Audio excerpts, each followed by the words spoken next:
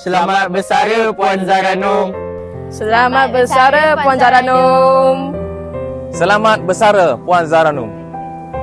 Hari ini SMK Taman Jasmin 2 telah menerima khabar yang cukup tidak menggembirakan.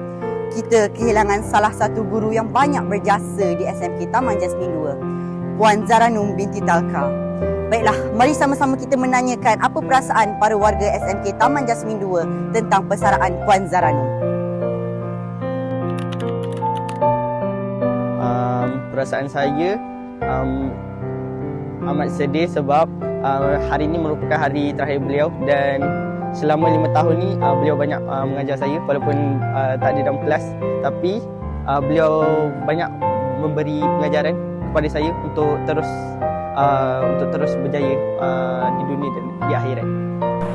Walaupun cikgu tak mengajar saya tetap berasa sedih kerana cikgu banyak bimbing kami dalam disiplin, dalam adat untuk lebih bertanggungjawab. In conclusion, saya sangat-sangat sedih.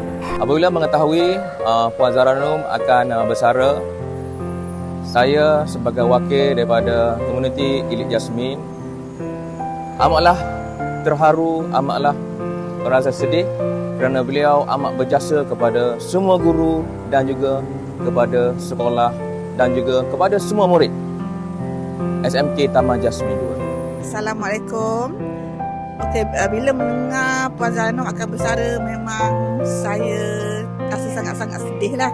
Sebab kita akan kehilangan seorang pentadbir yang sangat berwibawa dan juga sebiji mutiara yang sangat-sangat bernilai pada sekolah SMK Taman Jasmin 2. Kata-kata saya untuk Puan Zaranum, selamat bersara. Semoga dikurniakan kesihatan yang baik dan terima kasih kerana sudah berkhidmat di sekolah ini sepanjang 5 tahun saya berada di sekolah ini. Terima kasih. Kata-kata saya untuk Puan Zaranum ialah I'll always remember you and I pray that you are always healthy and semoga Puan Zaranum sentiasa happy and healthy even after bersara. Sebagai wakil KEJ Komuniti Elite Jasmin ingin mengucapkan selamat bersara kepada Puan Zaranum. Semoga Puan Zaranum berbahagia di samping keluarga tersayang selepas ini. Sekian, terima kasih. Jadi sekarang saya bersama dengan Puan Zaranum binti Talka. Jadi Puan, apa kata-kata Puan untuk warga SMK Taman Jasmin 2?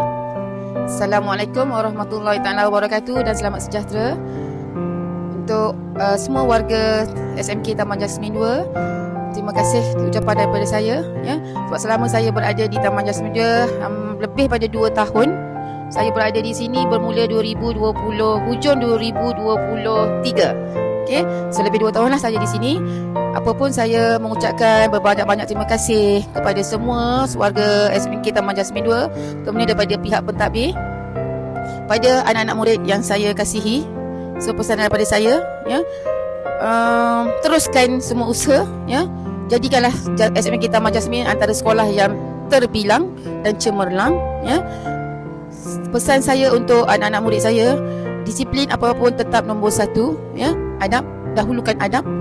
Akademik akan menyusul kemudian.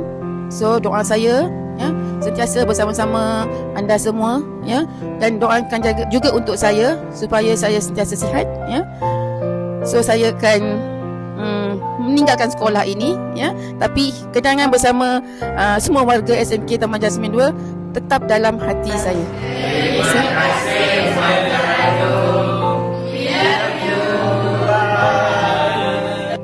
Terima kasih Puan Zaranum. Terima kasih Puan Zaranum. Bye. Terima kasih Puan Zaranum. Terima kasih sebanyak-banyaknya di atas segala jasa telah dicurahkan ke SMK Taman Jasmin 2.